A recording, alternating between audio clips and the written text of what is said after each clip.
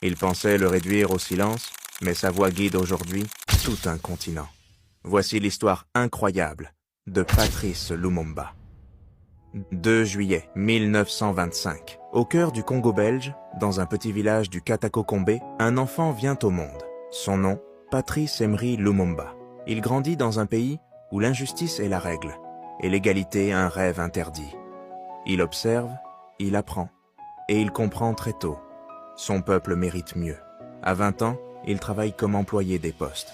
À 30 ans, il devient écrivain, journaliste, puis leader. Le Congo est alors un pays volé, exploité, humilié. Lumumba décide de dire non. Non à la domination des Blancs. Non au mépris et à la soumission des Noirs. Il organise, il rassemble, il enflamme les cœurs. Le peuple congolais se lève derrière lui. Et le pouvoir colonial tremble. Le 30 juin 1960, un jour historique. Patrice Lumumba devient le premier ministre du Congo indépendant. Il a alors 34 ans. Ce jour-là, devant le roi des Belges et le monde entier, il ose. Il prononce un discours qui claque comme un coup de tonnerre. Nous ne sommes plus vos singes. Nous sommes des hommes, libres et dignes. Mais son courage dérange.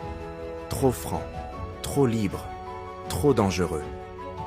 À peine quelques mois plus tard, il est trahi, capturé, torturé, puis exécuté, en secret, à 35 ans seulement.